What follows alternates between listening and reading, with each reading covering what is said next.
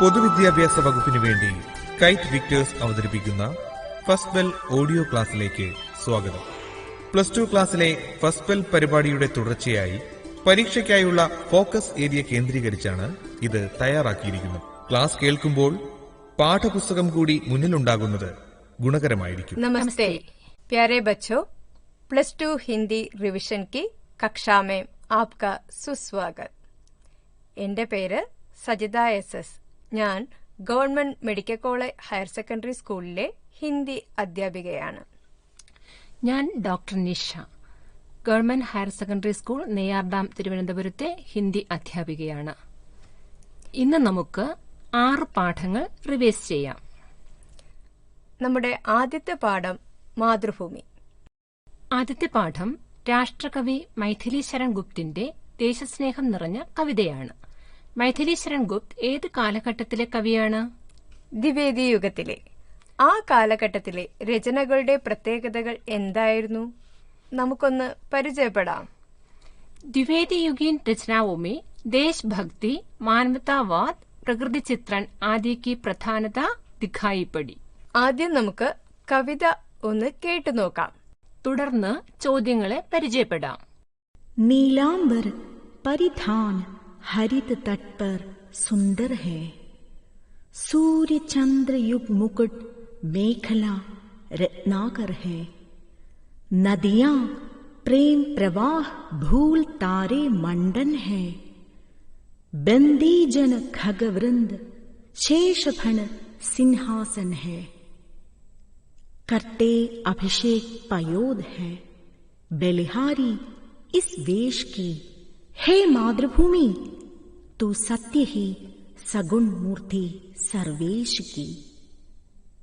जिसके रच में लोट लोट कर बिड़े हुए हैं. घुटनों के बल सरक सरक कर खड़े हुए हैं. परमहंस सम बाल्यकाल में सब सुख पाए. जिसके कारण धूल भरे हीरे कहलाए. हम खेले कूदे हर्षयुत जिसकी प्यारी गोद में. हे मातृभूमि तुझको निरख मग्न क्यों न हो मोद में. पाकर तुझसे सभी सुखों को हमने भोगा. तेरा प्रत्युपकार कभी क्या हमसे होगा. तेरे ही ये दे तुझी से बनी हुई है. बस तेरे ही सूरज सार से सनी हुई है. फिर अंत समय तू ही इसे अचल देख अपनाएगी. हे मातृभूमि ये अंत में तुझ में ही मिल जाएगी. हे मातृभूमि ये अंत में तुझ में ही मिल जाएगी. यहाँ कवि मैथिली शरण गुप्त जी मातृभूमि का वर्णन करते हैं. അതെ, എത്ര സുന്ദരമായിട്ടാണ് മൈഥിലി ശരൺ ഗുപ്തജി നമ്മുടെ മാതൃഭൂമിയെ വർണ്ണിച്ചിരിക്കുന്നതെന്ന് നമുക്ക് കേൾക്കാം. നീലാംബർ പരിധാൻ ഹരിത് തടുപ്പർ സുന്ദർ ഹെ. सूर्य चंद्र युग मुकुट मेखला रत्नाकर है. नदियां प्रेम प्रवाह फूल तारे मंडन है. बंदी जन खगवृंद शेषफण सिंहासन है. करते अभिषेक पयोध है. बलिहारी इस वेश की. हे मातृभूमि तू सत्य ही सगुण मूर्ति सर्वेश की. हमारी धरती पर आकाश रूपी नीला वस्त्र सुंदर लग रहा है. सूर्य और चंद्र धरती के मुकुट हैं. समुद्र कर्धनी है. नदियां प्रेम प्रवाह है. फूल और तारे आभूषण है. पक्षीगण मातृभूमि की वंदना कर रहे हैं. शेष नाग का फण उनका सिंहासन है. मेघ उन पर अभिषेक करता है. कवि सर्वेश की इस सुंदर सगुण मूर्ति पर आत्मसमर्पण करते हैं. ഇനി നമുക്ക് ചോദ്യങ്ങൾ ഒന്ന് കേട്ടു നോക്കിയാലോ? ചോദ്യങ്ങൾ ഒറ്റ വാക്കിലോ ഒരു സെന്റൻസിനോ ഉള്ള ഉത്തരം പ്രതീക്ഷിച്ചുള്ളവ ആകാം. മൾട്ടിപ്പിൾ ചോയ്സ് ക്വസ്റ്റ്യൻസും ഉണ്ടാകാം. ചോദ്യങ്ങൾ വരികൾ അടിസ്ഥാനപ്പെടുത്തി ചോദിക്കാൻ സാധ്യതയുണ്ട്. धरती का परिधान क्या है? धरती का परिधान नीलाकाश है. मातृभूमि की करधनी या मेखला क्या है? मातृभूमि की करधनी या मेखला रत्नाकर है। मातृभूमि के आभूषण क्या है? मातृभूमि के आभूषण फूल और तारे हैं। मातृभूमि के मुकुट क्या है? മാതൃഭൂമി के मुकुट सूरज और चंद्रमा है। കവിതയിൽ നിന്ന് കുറച്ചു വരികൾ തന്നിട്ട് ആശയം എഴുതാനും ചോദിക്കാം. ഈ ചോദ്യത്തോടൊപ്പം മറ്റ് ഒന്നോ രണ്ടോ ചോദ്യങ്ങളും ഉണ്ടാകാം. मातृभूमि किसकी सगुण मूर्ति है? ईश्वर की। आभूषण का समानार्थी शब्द है मंडन। कभी मातृभूमि पर बलिहारी होते हैं, क्यों? मातृभूमि सर्वेश की साकार मूर्ति है, इसलिए कवि अपनी मातृभूमि के लिए बलिहारी होना चाहते हैं. കവിതാംശ का ആശയ വ്യക്ത करे ഇങ്ങനെയും ചോദിക്കാം. വരികളിലെ ആശയം നമ്മൾ നേരത്തെ ചർച്ച ചെയ്തുവല്ലോ. കവിതയുടെ ഏത് ഭാഗത്തു നിന്നും ആശയ വ്യക്തകരെ എന്ന ചോദ്യം ചോദിക്കാം. കവി മാതൃഭൂമിയുടെ സൗന്ദര്യത്തെക്കുറിച്ചാണ് ഇവിടെ വർണ്ണിച്ചത്. ഇനി മാതൃഭൂമിയിലെ തന്റെ കുട്ടിക്കാലം കവി വർണ്ണിക്കുന്നത് കേട്ടുനോക്കാം. कवि मातृभूमि से अपना अटूट संबंध मानते हैं. बचपन में इस भूमि की धूल पर लूटकर वे बड़े हुए हैं. इसी धरती पर घुटनों के बल पर रेंगकर उन्होंने खड़ा होना सीख लिया है. बचपन में परमहंस के समान असीम आनंद भी उन्होंने इस धरती से प्राप्त कर लिया है. ഇവിടെയും മുൻപ് പറഞ്ഞതുപോലെയുള്ള ചോദ്യങ്ങൾ ചോദിക്കാവുന്നതാണ്. बचपन में वे कहाँ लौटकर बड़े हुए हैं? बचपन में वे मातृभूमि की धूल पर लौटकर बड़े हुए हैं. मातृभूमि से कवि का बचपन कैसे जुड़ा है? വേറൊരു ചോദ്യം നോക്കാം.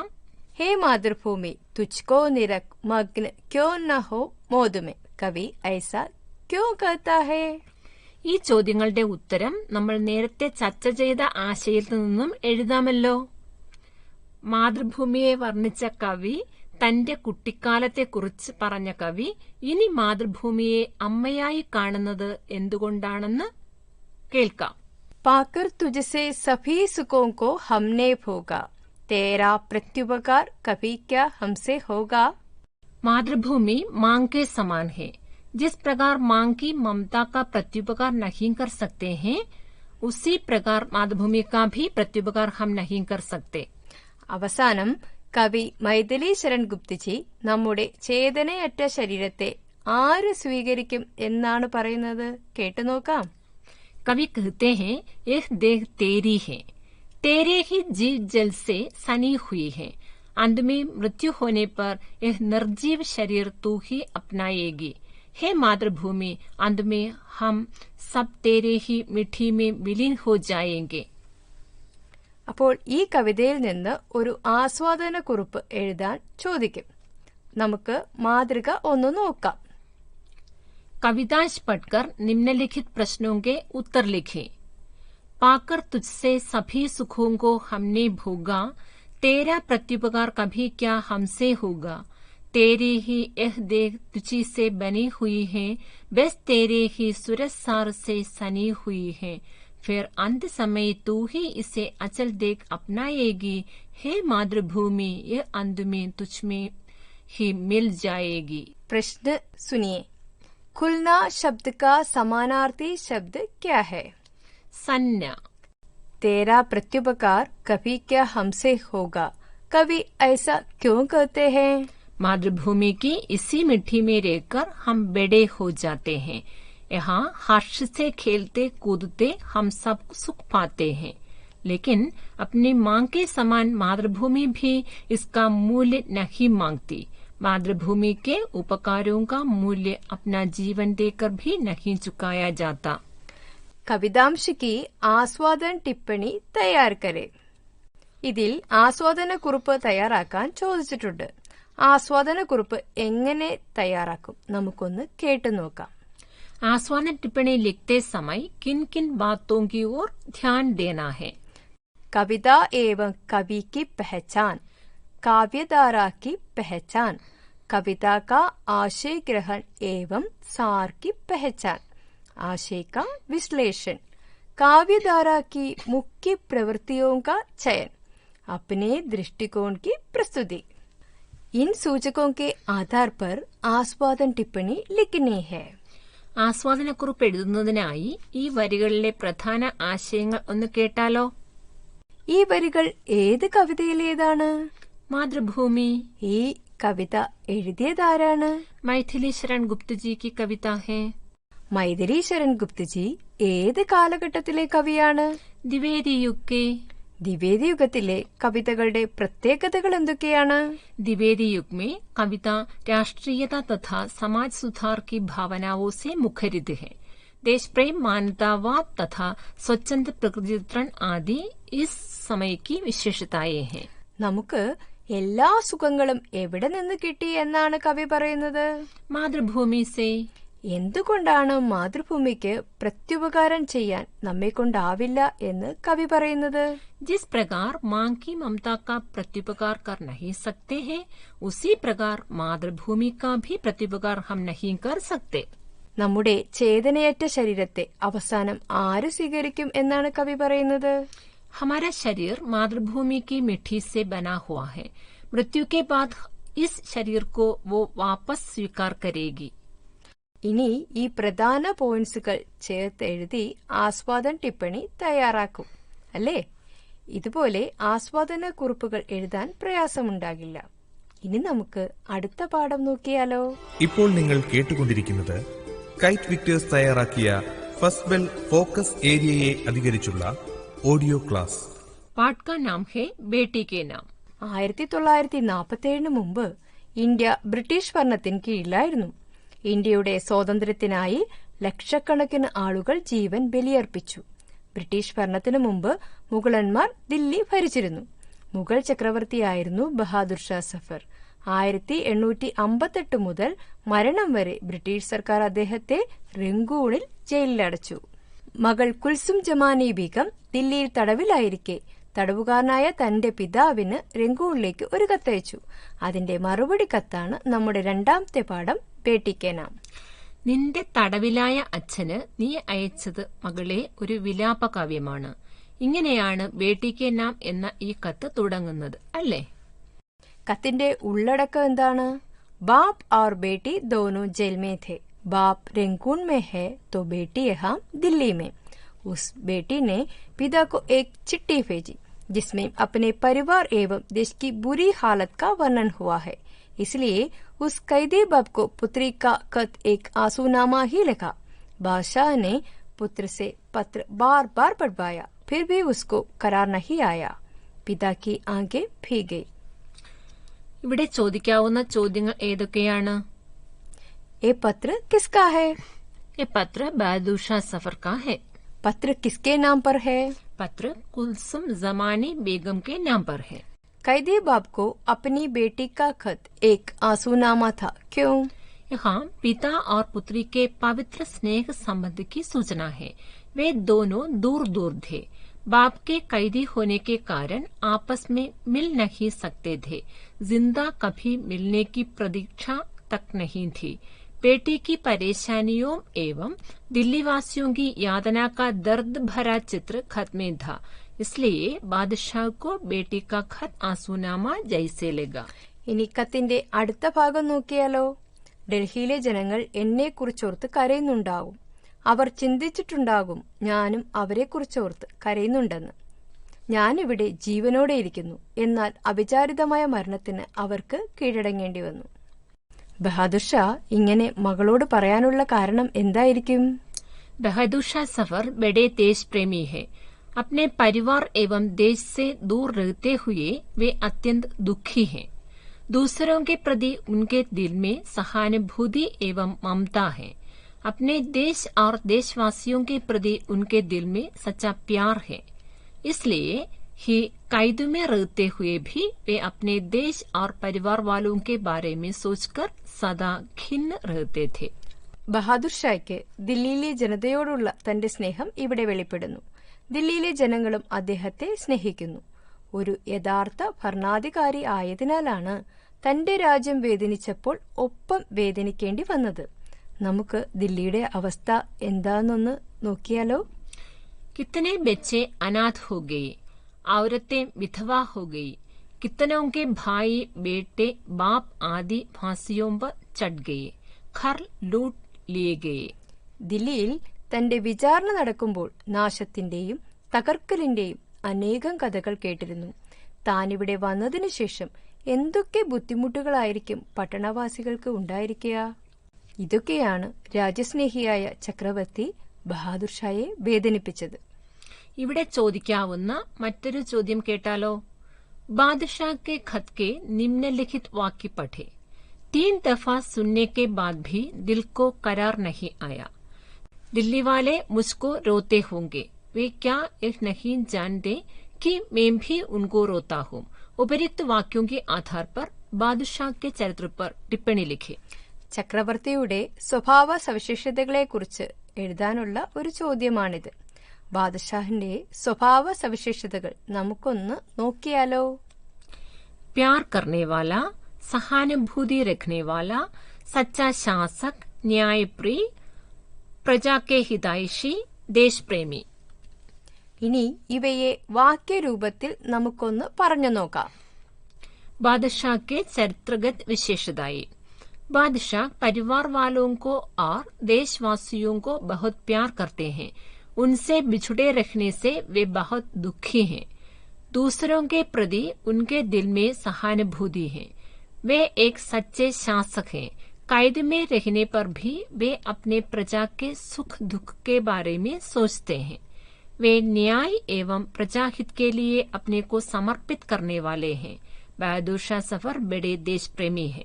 അന്യദേശത്ത് തടങ്കലിലായ ഈ അവസ്ഥയിലും മകളോടും ദേശവാസികളോടും ഉള്ള സ്നേഹത്തിന്റെ ആഴം അദ്ദേഹത്തിന്റെ ഓരോ വാക്കിലും നമുക്ക് മനസ്സിലാക്കാനാകുന്നു. മകളുടെ വിവാഹ സമയത്ത് പ്രമുഖ ഗസൽ രചയിതാക്കളായ ഗാലിബും ചൌക്കും ഘോഷയാത്രയുടെ സ്വീകരണ ഗാനം രചിച്ചതും അദ്ദേഹം ഓർക്കുന്നു. ഇവിടെ ഒരു ചോദ്യം ചോദിക്കാൻ സാധ്യതയുണ്ട്. കിനോനെ ബാരാത് കി അഗ്വാനി കെ സെഹരെ ലിഖേ थे. ഗാലിബ് ഓർ ചൌക്ക്. ഒരു ഡയറിയും ഇവിടെ ചോദിക്കാം. ഡയറി എഴുതുവാനുള്ള ചോദ്യം ഒന്ന് കേട്ടുനോക്കൂ. बेटी के नाम पढ़ का यह वाक्य पढ़े. खत क्या भेजा, मेरी जान आंसूनामा था. पत्र पढ़कर बादशाह खिन्न थे. उसकी उस दिन की डायरी तैयार करे. सहाय संकेत सुनिए. करवालों की सोच, दिल्ली वालों की सोच, अंग्रेजों की निर्दयता, बादशाह की विवशता. ഈ ഡയറി എഴുതാനുള്ള ആശയം ഗ്രഹിച്ചോ എന്നറിയാൻ കുറച്ച് ചോദ്യങ്ങൾ കേട്ടാലോ? ചക്രവർത്തി ആരുടെ വിലാപകാവ്യം അല്ലെങ്കിൽ കത്തിനെക്കുറിച്ചാണ് പറയുന്നത്? ബേട്ടി കാ ഖത്ത്. ചക്രവർത്തിക്ക് മകളുടെ കത്ത് വെറും ഒരു കത്തായിരുന്നു.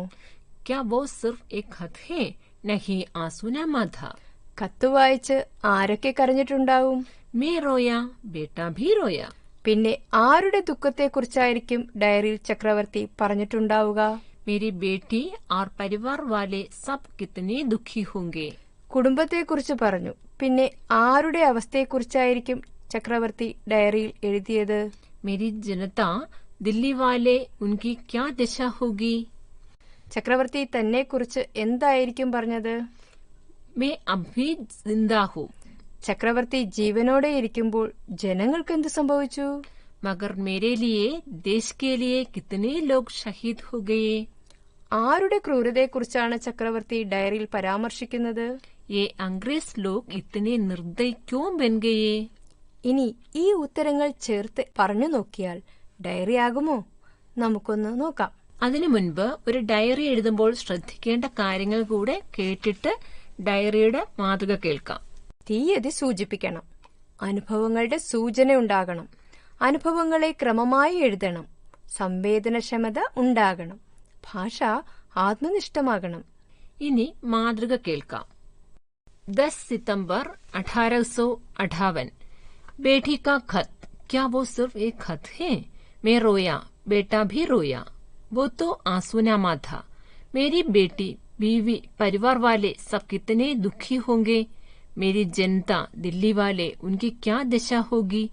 मैं अब भी जिंदा हूँ, मगर मेरे लिए, देश के लिए कितने लोग शहीद हो गए. एक खुदा, एक गुलामी की अवस्था कितनी बुरी है. अपने देश में ही कैद में ये अंग्रेज लोग इतने निर्दयी क्यों बन गए. अल्लाह, इन पर क्षमा करे। ഇനി കത്തിന്റെ അടുത്ത ഭാഗത്തിൽ അദ്ദേഹം രംഗൂണിലെ ശോച്യാവസ്ഥയെക്കുറിച്ച് ഇങ്ങനെ പറയുന്നുണ്ട്. ഇവിടെ മഴയിൽ ചോർന്നൊലിക്കുന്ന പഴയ ഒരു കെട്ടിടം മാത്രം. അതിൽ 2 or 4 മുറികൾ ഒഴിച്ചാൽ മറ്റു സൗകര്യങ്ങൾ ഒന്നും തന്നെയില്ല. കത്തിന്റെ അവസാന ഭാഗത്ത് ബഹാദുർ ഷാ മകളോട് പറയുന്നു, ഈ കത്ത് നിനക്ക് കിട്ടുമോ ഇല്ലയെന്ന് എനിക്കറിയില്ല. എന്തായിരിക്കും അദ്ദേഹം ഇങ്ങനെ ചിന്തിക്കാൻ കാരണം? बादशाह ने ऐसे अनेक व्यक्तियों को देखा है जो आखिर में दगाबाज और दूसरों के द्वारा भेजे गए जासूस सिद्ध हुए हैं, इसलिए उनके मन में शंका उभर आई. ഈ പാഠത്തിൽ നിന്ന് ഒരു കത്ത് ചോദിക്കാം. കത്ത് എഴുതാനുള്ള ചോദ്യമൊന്ന് കേട്ടു നോക്കൂ. बेटी के नाम पत्र पढ़कर रोहन अपने मित्र सोहन को एक पत्र लिखता है. वो पत्र तैयार करे. ഈ കത്തിൽ എന്തൊക്കെയാണ് എഴുതേണ്ടത്? രോഹൻ ഹിന്ദി പുസ്തകത്തിൽ ഏത് പാഠം വരെ വായിച്ചു? മാതൃഭൂമി और बेटी के नाम तक पढ़ चुका. ഈ പാഠങ്ങൾ രസകരമാണോ? एक कितने सुंदर पाठ है. ഈ പാഠങ്ങളുടെ പ്രത്യേകത എന്താണ്? दोनों में देश प्रेम प्रज्वलित हुआ है. ബേട്ടി കെ നാം കത്ത് രോഹന് സന്തോഷം നൽകിയോ? ये पत्र पढ़कर उसे बहुत दुख हुआ. നമുക്ക് സ്വാതന്ത്ര്യം കിട്ടിയത് എങ്ങനെയാണ്? इसके पीछे हजारों की कुर्बानी की कहानी है, अर्थात कितनों की जान के बलिदानों के फलस्वरूप स्वतंत्रता मिली. ഈ പാഠം എന്തിനുള്ള പ്രേരണയായി? इस पाठ से इतिहास पढ़ने की प्रेरणा मिली. ഇവ ചേർത്ത് പറഞ്ഞു നോക്കിയാൽ കത്തിന്റെ വിഷയമായി. കൂടാതെ ഒരു കത്തെഴുതുമ്പോൾ മറ്റു ചില കാര്യങ്ങളും ശ്രദ്ധിക്കേണ്ടതുണ്ട്. അവ എന്തൊക്കെയാണെന്ന് നോക്കിയാലോ? പ്രധാനപ്പെട്ട കാര്യങ്ങൾ തിരഞ്ഞെടുക്കുക, അവയെ ക്രമപ്പെടുത്തുക, കത്തിന്റെ ഭാഷാശൈലി സ്വീകരിക്കുക, കത്തിന്റെ രൂപരേഖ ഉണ്ടാകണം, സ്വാഭാവികമായ രീതിയിൽ കത്തെഴുതുക. ഇനി കത്തിന്റെ ഒരു മാതൃക കേട്ടു നോക്കാം.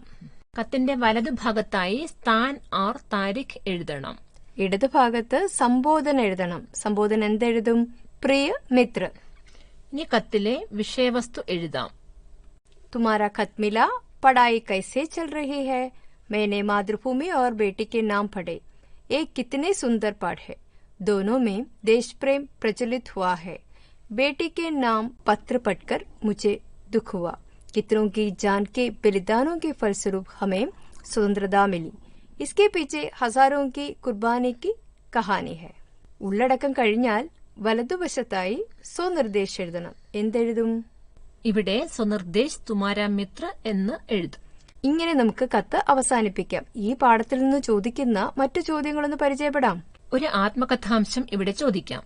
दिल्ली के अंतिम शासक 1858 तक रंगून में कैद में थे. 1862 में उनकी मृत्यु भी वहां हुई. मान ले मृत्यु के पहले उन्होंने आत्मकथा लिखी. उस आत्मकथा का अंश तैयार करे. ഒരു സംഭാഷണവും ചോദിക്കാം. ചോദ്യം നോക്കാം, കേട്ടു നോക്കണേ. बेटे ने पत्र 3 दफा पढ़कर सुनाया, फिर भी बाप के दिल को करार नहीं आया. पिता को सांत्वना देते हुए वो बातें करता है. दोनों के बीच का संभावित वार्तालाप तैयार करें. ഇനി ഒരു വാർത്ത തയ്യാറാക്കാനും ചോദിക്കാം. ആത്മകഥാംശവും സംവാദവും വാർത്തയുമൊക്കെ മറ്റു പാഠങ്ങളിൽ നിന്ന് ചോദ്യങ്ങൾ വരുന്നുണ്ട്. അപ്പോൾ നമുക്ക് അവിടെ അതിന്റെ മാതൃക നോക്കാം. നമുക്ക് അടുത്ത് പഠിക്കാനുള്ള പാഠം ഏതാണ്? മേരെ ഭാരത്വാസിയോ. പതിറ്റാണ്ടുകളുടെ പരിശ്രമത്തിന്റെയും ദശലക്ഷക്കണക്കിന് ആളുകളുടെ ജീവത്യാഗങ്ങളുടെയും ഫലമായി 1947 ഇന്ത്യ സ്വതന്ത്രയായി. ഓഗസ്റ്റ് 14 അർദ്ധരാത്രിയിൽ ത്രിവർണ്ണ പതാക ഉയർത്തി പണ്ഡിറ്റ് ജവഹർലാൽ നെഹ്റു രാജ്യത്തിന് നൽകിയ പ്രസംഗമാണ് നമ്മുടെ മൂന്നാമത്തെ പാഠം, മേരെ ഭാരത്വാസിയോ. ये किसका भाषण है? नेहरू जी का. नेहरू जी ने ये भाषण कब और कहाँ दिया? 14 अगस्त 1947 की मध्यरात्रि की वेला में पंडित जवाहरलाल नेहरू ने तिरंगा झंडा फहराते हुए देश से यह अपील की थी. नेहरू जी कहते हैं कि सारी दुनिया सोते वक्त भारत जीवन और स्वतंत्रता की नई सुबह के साथ उठेगा. एक ऐसा क्षण जो इतिहास में बहुत ही कम आता है. ചരിത്രത്തിലെ അപൂർവമായ ഒരു നിമിഷമാണ് ഈ നിമിഷം എന്ന് തന്റെ പ്രസംഗത്തിന്റെ തുടക്കത്തിൽ നെഹ്റുജി പറയുന്നു. ഏത് നിമിഷത്തെക്കുറിച്ചാവും അദ്ദേഹം പറയുന്നത്? എന്തായിരിക്കും അങ്ങനെ പറയാൻ കാരണം? दशाब्दों के कोशिशों के फलस्वरूप 1947 को भारत स्वतंत्र हुआ. नेहरू जी कहते हैं कि अब हम पुराने को छोड़ नए की तरफ जाते हैं। एक युग का अंत होता है और वर्षों से शोषित एक देश की आत्मा अपनी बात कर सकती है। भारत के इतिहास में अब कौन सा क्षण आ गया है? स्वतंत्रता की प्राप्ति से गुलामी के एक युग का अंत हो रहा है और एक नए युग की शुरुआत हो रही है। सदियों से शोषित जनता को आज अपना अस्तित्व प्राप्त हुआ है। यह एक ऐतिहासिक क्षण है। സ്വാതന്ത്ര്യം കിട്ടിയ ഈ നിമിഷത്തിൽ നമ്മൾ ഭാരതീയർ എന്തു ചെയ്യണം എന്നാണ് അദ്ദേഹം ആഹ്വാനം ചെയ്യുന്നത്? स्वतंत्रता प्राप्ति के इस अनोखे क्षण में हम भारतवासी समर्पण के साथ अपने देश और देश की जनता की सेवा और उससे बढ़कर सारी मानवता की सेवा करने के लिए प्रतिज्ञा ले रहे हैं। വേറൊരു ചോദ്യം, नेहरू जी किस प्रतिज्ञा की मांग करते हैं? नेहरू जी अपने देश और देश की जनता की सेवा से बढ़कर सारी मानवता की सेवा की प्रतिज्ञा की मांग करते हैं। പ്രസംഗത്തിന്റെ അടുത്ത ഭാഗത്തിൽ അദ്ദേഹം പറയുന്നത് ഇന്ത്യയുടെ അനന്തമായ അന്വേഷണത്തെക്കുറിച്ചും വെല്ലുവിളികളെ കുറിച്ചുമാണ്. പണ്ഡിറ്റ് ജവഹർലാൽ നെഹ്റു ഒരു പുതിയ ഇന്ത്യയുടെ പ്രതീക്ഷകളെക്കുറിച്ചും സംസാരിക്കുന്നു. चाहे अच्छा वक्त हो या बुरा, भारत ने क्या किया? भारत ने कभी भी अपनी अंधहीन खोज से दृष्टि नहीं हटाई और कभी भी अपने को शक्ति देने वाले आदर्शों को नहीं भूला. नेहरू जी के अनुसार भारतवासियों में किसकी शक्ति और बुद्धिमत्ता है? भारतवासियों में अवसरों को समझने और भविष्य की चुनौतियों को स्वीकार करने की शक्ति एवं बुद्धिमत्ता है. भारत की सेवा से क्या तात्पर्य है? भारत की सेवा से तात्पर्य है लाखों करोड़ों पीड़ित लोगों की सेवा करना. इसका मतलब है गरीबी और अज्ञानता को मिटाना, बीमारियों और अवसर की असमानता को मिटाना. ഇവിടെ അദ്ദേഹം നമ്മുടെ മഹാത്മാഗാന്ധിയെ കുറിച്ച് പരാമർശിക്കുന്നുണ്ട്. കേട്ടാലോ? नेहरू जी ने कहा, हमारी पीढ़ी के सबसे महान व्यक्ति की यही महत्वाकांक्षा है कि हर एक आंख से आंसू मिट जाए. हमारी पीढ़ी के सबसे महान व्यक्ति कौन है? उनकी महत्वाकांक्षा क्या है? हमारी पीढ़ी के सबसे महान व्यक्ति महात्मा गांधी हैं। गांधी जी की महत्वाकांक्षा यह रही कि हर एक आंख से आंसू मिट जाए. ഇന്ന് എല്ലാ രാജ്യങ്ങളും പരസ്പരം അടുത്തിടപഴകുന്നതിനാൽ നമ്മുടെ സ്വപ്നങ്ങൾ ലോകമെമ്പാടും ഉള്ളതാണ്, ഭാരതത്തിന്റേത് മാത്രമല്ല. സംക്ഷേപൺ പരീക്ഷയ്ക്ക് ചോദിക്കാറുണ്ട്. പരീക്ഷയ്ക്ക് ചോദിക്കുന്ന ഒരു മാതൃക പരിചയപ്പെടാം. ചോദ്യം കേൾക്കണേ. भविष्य में हमें विश्राम करना या चैन से नहीं बैठना है, बल्कि निरंतर प्रयास करना है ताकि हम जो वचन बार बार दोहराते रहे हैं और जिसे हम आज भी दोहराएंगे उसे पूरा कर सके. भारत की सेवा का अर्थ है लाखों करोड़ों पीड़ित लोगों की सेवा करना. इसका मतलब है गरीबी और अज्ञानता को मिटाना, बीमारियों और अवसर की असमानता को मिटाना. हमारी पीढ़ी के सबसे महान व्यक्ति की यही महत्वाकांक्षा रही है कि हर एक आंख से आंसू मिट जाए. ഉപരിത്ത് ഖണ്ഡ് സംക്ഷേപൺ കരെ. സംക്ഷേപൺ എഴുതാനായി തന്നിരിക്കുന്ന പാസേജിനെ ഒന്നിലധികം തവണ വായിക്കേണ്ടതുണ്ട്. പ്രധാന ഭാഗങ്ങളെ സംഗ്രഹിച്ചെഴുതുന്നതിനെയാണ് സംക്ഷേപൺ എന്ന് പറയുന്നത്. ആദ്യം നമുക്ക് ഈ പാസേജിലെ പ്രധാന വിവരങ്ങൾ ചോദ്യോത്തര രീതിയിൽ ഒന്ന് കേട്ടുനോക്കാം. നെഹ്റുജി എന്ത് പൂർത്തീകരിക്കണം എന്നാണ് പറയുന്നത്? നെഹ്റുജി कहते हैं कि हमें अपने वचन को पूरा करने के लिए निरंतर प्रयास करना है. ഭാരതത്തെ എങ്ങനെ സേവിക്കാം എന്നാണ് അദ്ദേഹം പറയുന്നത്? लोगों की गरीबी, अज्ञानता, बीमारी, अवसर की असमानता आदि को मिटाकर भारत की सेवा करनी है. ഗാന്ധിജിയുടെ ആഗ്രഹം എന്താണ്? गांधी जी की महत्वाकांक्षा है कि हर एक आंख से आंसू मिट जाए. ഇനി ഈ ഉത്തരങ്ങളെ ചേർത്ത് സംക്ഷേപണമാക്കി കേൾക്കാം. അപ്പോൾ ശീർഷകം തലക്കെട്ട് കൊടുക്കാൻ മറക്കരുത്. നെഹ്റുജി का आह्वान. नेहरू जी कहते हैं कि हमें अपने वचन को पूरा करने के लिए निरंतर प्रयास करना है. हमें लोगों की गरीबी, अज्ञानता, बीमारी, अवसर की असमानता आदि को मिटाकर भारत की सेवा करनी है. गांधी जी की महत्वाकांक्षा है कि हर एक अंग से आंसू मिट जाए. സംക്ഷേപം തയ്യാറാക്കുമ്പോൾ ശ്രദ്ധിക്കേണ്ട കാര്യങ്ങൾ എന്തൊക്കെയാണെന്ന് കേൾക്കാം. ഖണ്ഡികയുടെ ആശയം ഗ്രഹണം, ആശയത്തിന്റെ വിശകലനം, ചോദ്യോത്തരങ്ങളെ അടിസ്ഥാനപ്പെടുത്തി ആശയങ്ങളെ തിരഞ്ഞെടുത്ത് ചുരുക്കി എഴുതുക. ഇനി ഈ പാഠത്തിൽ നിന്നും വാർത്താലാപം ചോദിക്കാൻ സാധ്യതയുണ്ട്. ഒരു ചോദ്യം കേട്ടുനോക്കാം. नेहरू जी का भाषण पढ़कर जूही अपने मित्र सावंत से इसके बारे में बताता है। वो वार्तालाप तैयार करे। സഹായ സംഖ്യതുണ്ടേ नेहरू जी के सपने, मानवता की सेवा, स्वतंत्र भारत का महान निर्माण, भारतीयों का दायित्व. ആദ്യം വാർത്താലാപ്പ് എഴുതുമ്പോൾ ശ്രദ്ധിക്കേണ്ടവ എന്തൊക്കെയാണെന്ന് നോക്കാം. സന്ദർഭത്തിന്റെ തിരിച്ചറിയൽ, സന്ദർഭോചിത കഥാപാത്രങ്ങളുടെ തിരഞ്ഞെടുപ്പ്, സന്ദർഭോചിത സംഭാഷണവും ഭാഷാശൈലി തിരഞ്ഞെടുപ്പും, ശരിയായ ആരംഭവും അവസാനവും, സ്വാഭാവിക സംഭാഷണം. ചോദ്യോത്തരത്തിലൂടെ സംവാദത്തിന്റെ ആശയം ഗ്രഹിച്ചോ എന്ന് നോക്കിയാലോ. ജൂഹി ഏത് പ്രസംഗത്തിനെ കുറിച്ചാണ് സാവന്തിനോട് ചോദിക്കുന്നത്? ഭാരത് की स्वतंत्रता प्राप्ति की वेला में नेहरू जी का दिया भाषण. സാവന്ത് ആ പ്രസംഗം വായിച്ചിട്ടുണ്ടോ? नहीं. ജൂഹിക്ക് എവിടെ നിന്നാണ് പ്രസംഗം കിട്ടിയത്? वह भाषण उसकी हिंदी पुस्तिका में है. ഏത് പ്രതിജ്ഞയെക്കുറിച്ചാണ് നെഹ്റുജി പറയുന്നത്? मानवता की सेवा की प्रतिज्ञा. ആരുടെ സേവനം ചെയ്യാനാണ് നെഹ്റുജി ആഹ്വാനം ചെയ്യുന്നത്? पीड़ित लोगों की सेवा करने का. സ്വപ്നം എങ്ങനെ സാക്ഷാത്കരിക്കണം എന്നാണ് നെഹ്റുജി പറയുന്നത്? പരിശ്രം സെ. ഈ ഉത്തരങ്ങൾ ഉള്ളടക്കമാക്കി ഈ വാർത്താലാപ് എഴുതാം. ഇനി ഈ പാഠഭാഗത്തുനിന്ന് ചോദിക്കാൻ സാധ്യതയുള്ള ഒരു കത്തിന്റെ ചോദ്യം നോക്കാവോ? नेहरू के भाषण से प्रभावित एक छात्र स्वतंत्रता प्राप्ति के 73 वर्षों के बाद भारत के विकास पर सपना देख रहा है. उस सपने का वर्णन करते हुए छात्र अपने मित्र को पत्र लिखता है. वो पत्र तैयार करे. सहाय संकेत सुनिए.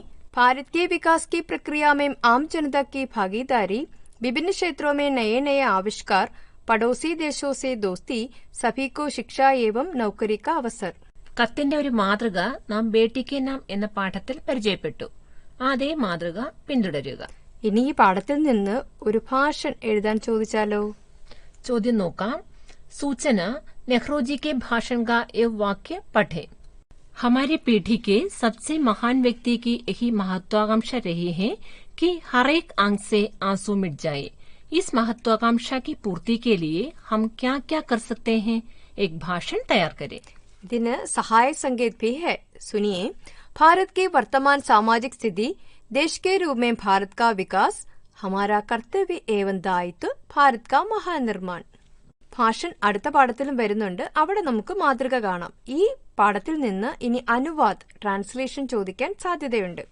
ഇംഗ്ലീഷിൽ നിന്ന് ഹിന്ദിയിലേക്ക് ട്രാൻസ്ലേറ്റ് ചെയ്യുമ്പോൾ ശ്രദ്ധിക്കേണ്ട കാര്യങ്ങൾ നമുക്കൊന്ന് നോക്കാം. ഇംഗ്ലീഷ് ഭാഷയിൽ ആശയം ഗ്രഹിക്കൽ, ഹിന്ദിയിൽ തർജ്ജമ, ഹിന്ദി ഭാഷാ ശൈലി സ്വീകരിക്കുക, ഇത്രയും കാര്യങ്ങൾ ശ്രദ്ധിച്ചു വേണം അനുവാദം ചെയ്യാൻ. ഇനി ഈ പാഠത്തിൽ നിന്ന് ഒരു എസ്സേ അല്ലെങ്കിൽ നിബന്ധ ചോദ്യം വരാൻ സാധ്യതയുണ്ട്. നമുക്ക് ചോദ്യം ഒന്ന് കേട്ടു നോക്കാം. स्वतंत्रता दिवस समारोह में प्रस्तुत करने के लिए आजादी के बाद का भारत विषय पर एक निबंध तैयार करें. सहाय संकेत. संविधान और उसका विकास, भारत में विकास का आरंभ, भारतीय राजनीति में नए बदलाव, भारत की विदेश नीति. ഒരു ആലേഖ് അതായത് ലേഖനം ഈ പാഠത്തിൽ നിന്ന് ചോദിക്കാൻ സാധ്യതയുണ്ട്. ചോദ്യം കേട്ടാലോ? स्वातंत्र्योत्तर भारत के विकास की यात्रा विषय पर एक आलेख तैयार करें. സഹായ സംഗീത് നോക്കാം. महिला और बाल विकास, गरीबी का उन्मूलन, कल्याणकारी योजनाएं, सामाजिक സുരക്ഷ. ആലേഖ് എഴുതുമ്പോൾ ശ്രദ്ധിക്കേണ്ടത് എന്തൊക്കെയാണെന്ന് കേൾക്കാം. ആമുഖം ഉണ്ടാകണം. പോയിന്റ്സ് വികസിപ്പിച്ച് ക്രമമായി എഴുതണം. നമ്മുടേതായ കാഴ്ചപ്പാടുണ്ടാകണം. ഉപസംഹാരം ഉണ്ടാകണം. ഇനി നമുക്ക് അടുത്ത പാഠം ഏതാണെന്ന് നോക്കിയാലോ? ഇപ്പോൾ നിങ്ങൾ കേട്ടുകൊണ്ടിരിക്കുന്നത് കൈറ്റ് വിക്ടേഴ്സ് തയ്യാറാക്കിയ ഫസ്റ്റ് ബെൽ ഫോക്കസ് ഏരിയയെ അധികരിച്ചുള്ള ഓഡിയോ ക്ലാസ്. അടുത്ത പാഠം ഏതാണ് ടീച്ചർ? സുരിനാമി പെഹ്ലാ ദിൻ. സൂരിനാമിന്റെ പ്രത്യേകതകളും അവിടെ ഹിന്ദി ഭാഷയുടെ മഹത്വവും ഈ പാഠത്തിലൂടെ നമുക്ക് മനസ്സിലാക്കാൻ കഴിയുന്നു. ये किसकी रचना है? ഹിമാൻഷു ജോഷിക്ക്. ये किस विधा की रचना है? സഫർനാമ. ലേഖകൻ ശ്രീ ഹിമാൻഷു ജോഷി പാഠത്തിന്റെ ആരംഭത്തിൽ ബ്രസീലിന്റെ പ്രാകൃതിക സവിശേഷതകളിലേക്ക് നമ്മുടെ ശ്രദ്ധയാകർഷിക്കുന്നു. ടീച്ചർ, ഇതിൽ നിന്ന് ചോദ്യം ചോദിക്കാൻ സാധ്യതയുണ്ടോ? ഉണ്ടല്ലോ. विमान से छांगने पर क्या क्या दिखाई पड़े? विमान से छांगने पर नीला जल, काले घने बादल और दूर कहीं हरियाली के चिंडे आदि दिखाई पड़े. സഫർനാമയുടെ അടുത്ത ഭാഗത്തിൽ നമ്മുടെ ഹിന്ദി ഭാഷ എങ്ങനെയാണ് അവിടെ എത്തിയതെന്നും ഹിന്ദി ഭാഷയുടെ അത്ഭുതാവഹമായ വ്യാപ്തിയെക്കുറിച്ചും ഹിമാംശു ജോഷി വിശദീകരിക്കുന്നു. ഇവിടെ കരാർ തൊഴിലാളികൾ ഹനുമാൻ ചാലീസ, രാംചരിതമാനസ് തുടങ്ങിയ മതഗ്രന്ഥങ്ങളുടെ രൂപത്തിൽ ഭാരതത്തിന്റെ ഭാഷയും സംസ്കാരത്തെയും കൂടെ കൊണ്ടുപോയി എന്നാണ് അദ്ദേഹം ഓർപ്പിക്കുന്നത്. ഇവിടെ ചോദ്യങ്ങൾക്ക് സാധ്യതയുണ്ട്. കേട്ടാലോ? തൂഫാൻ കെ ബീച്ച് ദിയെ കി തരഹ് ജലായെ രഖ കിസ്കോ? हनुमान चालीसा, रामचरितमानस आदि धर्म ग्रंथों को यहाँ से ले गए. हिंदी भाषा और संस्कृति को तूफान के बीच दिए की तरह जलाए रखा.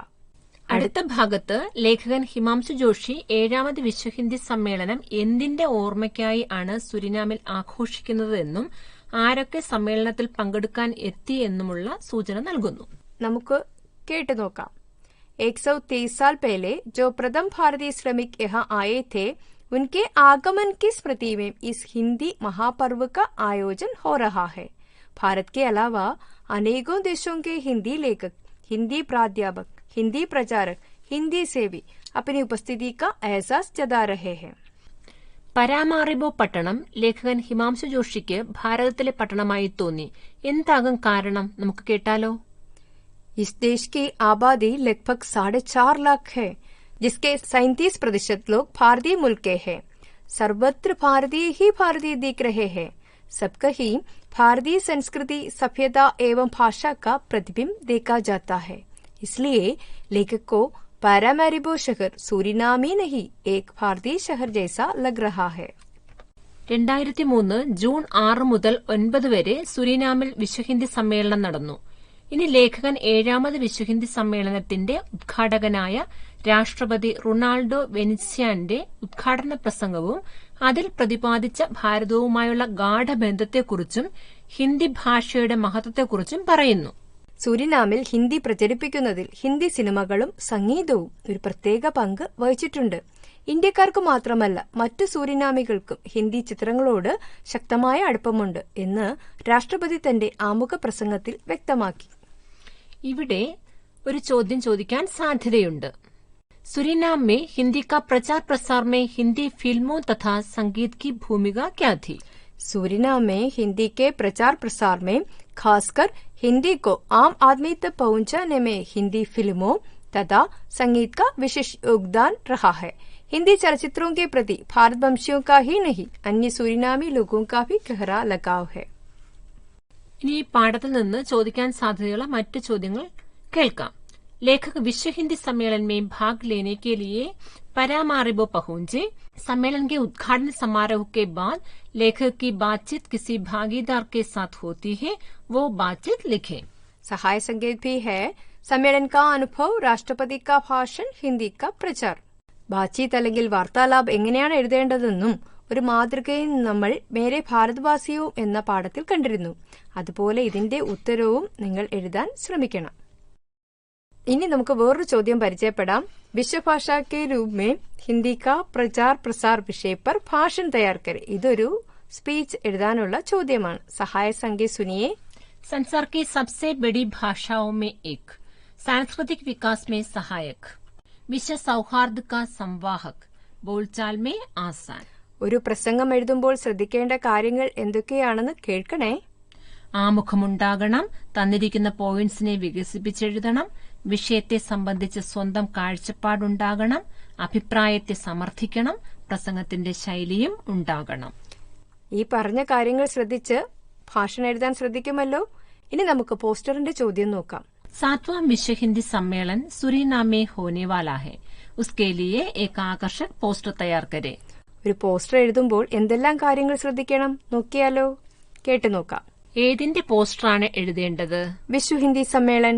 എത്രാമത്തെ വിശ്വ ഹിന്ദി സമ്മേളന്റെ പോസ്റ്ററാണ് എഴുതേണ്ടത്? 7വാം വിശ്വ ഹിന്ദി സമ്മേളൻ.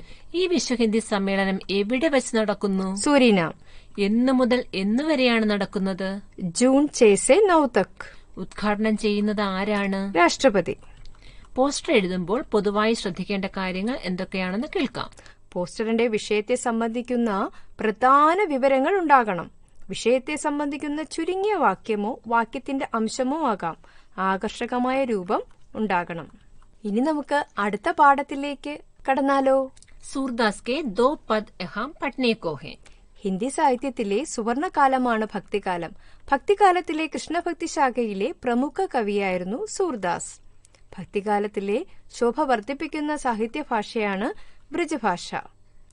സൂർദാസ് के 2 पद यहाँ है, मेरे लाल हे कान्हा.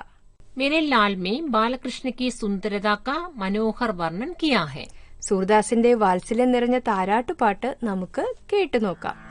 सुतमुख देखी जसोदा भूली, सुतमुख देखी जसोदा भूली, हर्षित देखी दूध की दतिया, प्रेम मगन तनु की सुधि फूली, बाहिर ते तब नंद बुलाए, देखौ धौ सुंदर सुखदाई,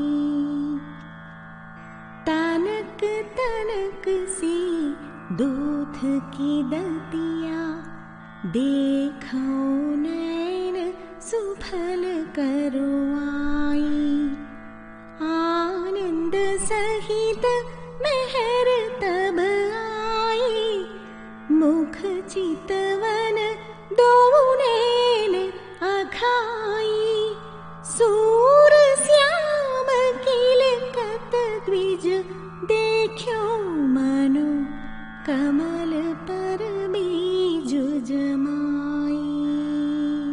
बच्चों, अब हम इन पंक्तियों का भाव देखेंगे. अपने बेटे का मोहक चेहरा देखकर माता यशोदा बहुत खुश हुई. आह्लाद के साथ बेटे के दुधिये दांतों को देखकर लाड प्यार में वो अपने आप को भूल जाती है. यशोदा बाहर खड़े अपने पति को बुलाती है और पुत्र का सुंदर सुखदायी रूप देखने को कहती है.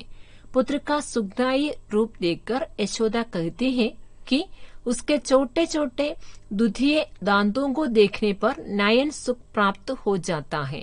पत्नी की बातें सुनकर आनंदित नंद अंदर आए. उनके मुख एवं चितवन खुशी से भर गए. सूरदास कहते हैं कि किलकारी करने वाले कृष्ण के दांतों को देखकर ऐसा लगता है मानो कमल पुष्प पर बिजली जम गई हो. തന്റെ പുത്രന്റെ മനോഹരമായ മുഖം കണ്ടപ്പോൾ യശോദാമ്മയ്ക്ക് വളരെ സന്തോഷം തോന്നി. മകന്റെ പാൽപ്പല്ലുകളോടുകൂടിയ മനോഹരമായ ചിരി കണ്ട് ആ അമ്മ തന്നെ മറന്നുപോയി. യശോദ പുറത്തുനിന്ന് നന്ദഗോപുരെ വിളിച്ച് ആ സന്തോഷം നൽകുന്ന സുന്ദരമായ മുഖം കാണുവാൻ പറയുന്നു.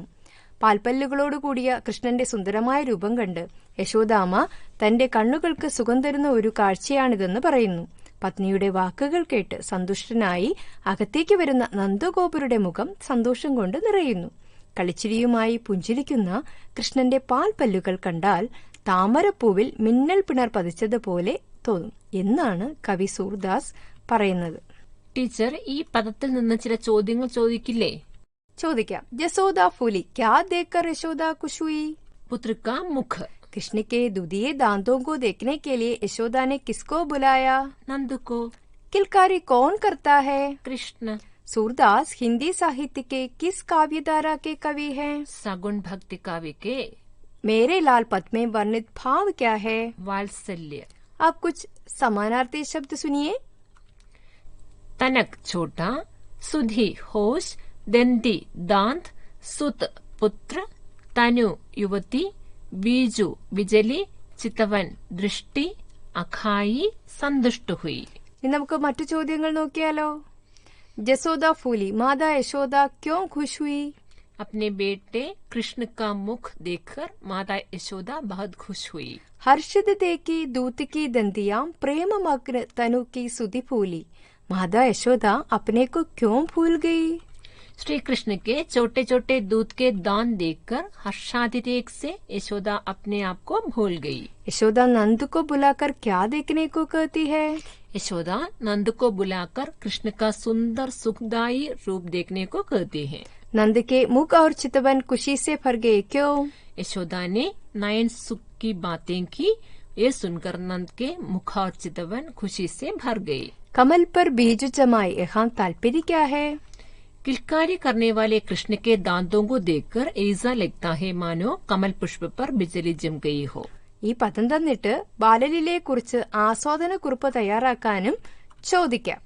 അപ്പോൾ പതുക്കെ ആസ്വാദൻ ടിപ്പണി ലിഖേ. മാതൃഭൂമി കവിതയിൽ ആസ്വാദനക്കുറിപ്പ് എഴുതുന്നതിനെക്കുറിച്ച് ചർച്ച ചെയ്തിട്ടുണ്ട്.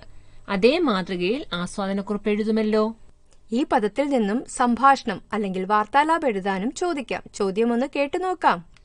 अपने बेटे का मुख देखकर यशोदा खुश हुई. बेटे का सुंदर सुखदायी रूप देखने के लिए यशोदा नंद को बुलाती है.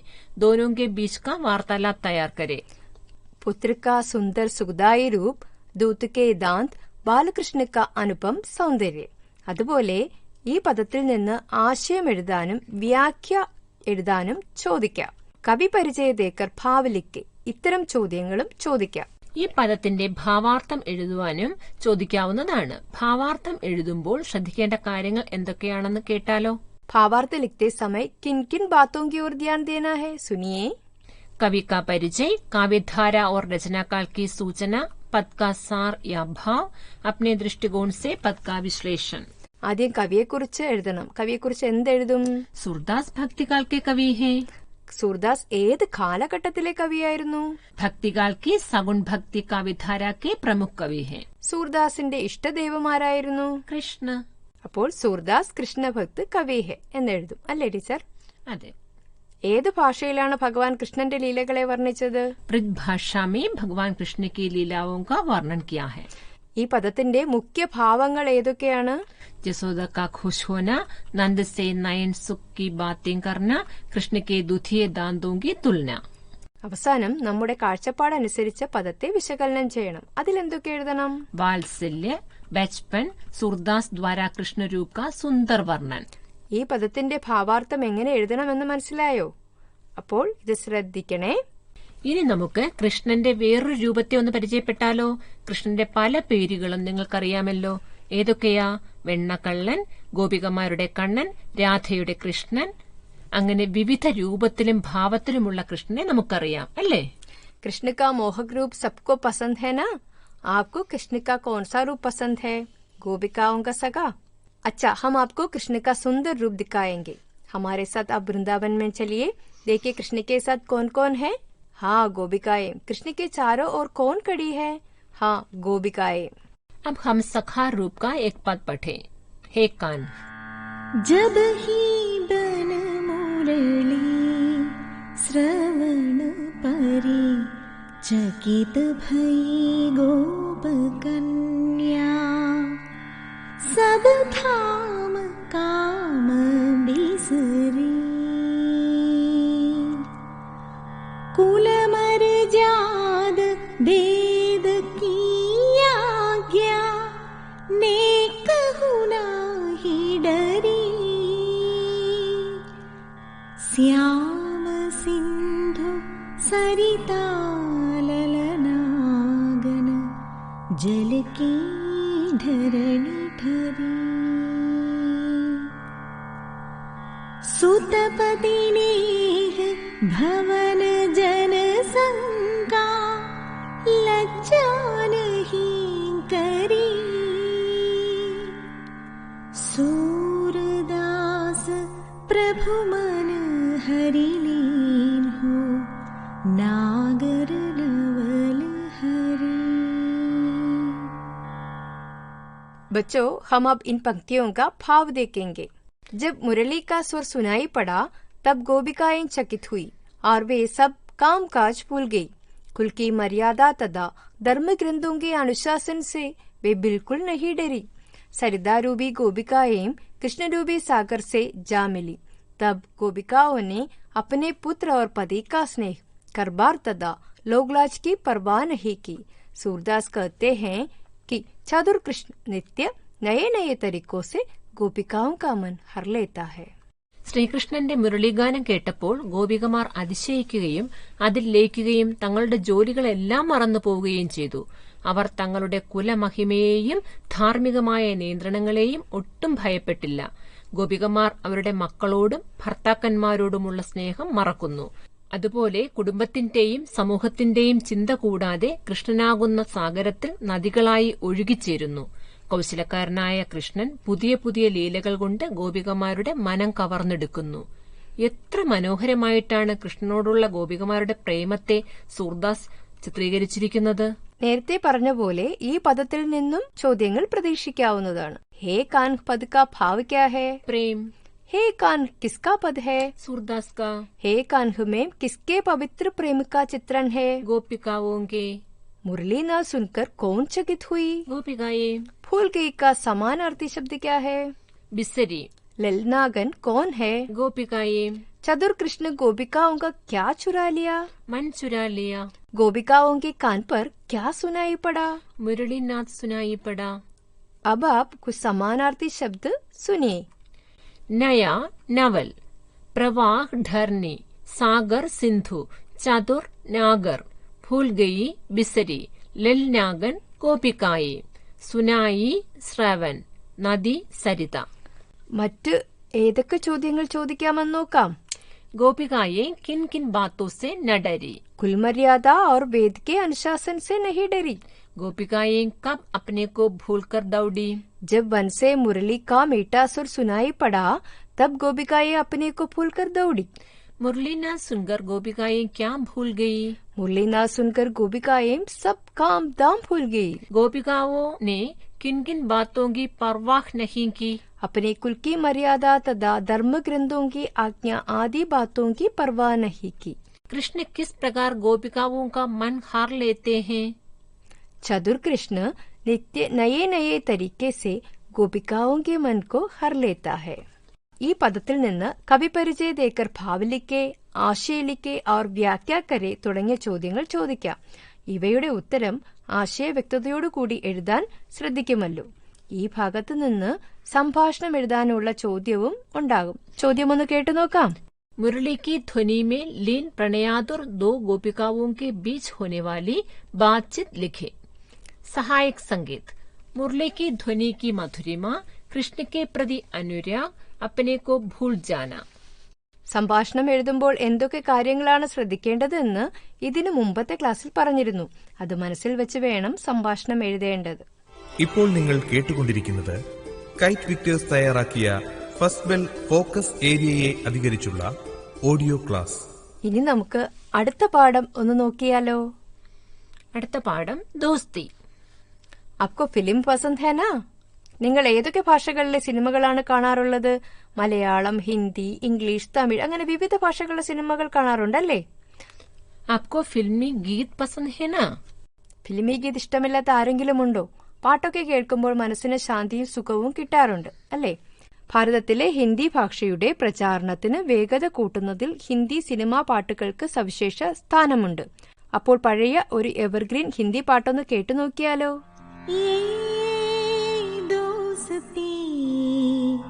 हम नहीं तोड़ेंगे तोड़ेंगे दम मगर तेरा साथ ना छोड़ेंगे.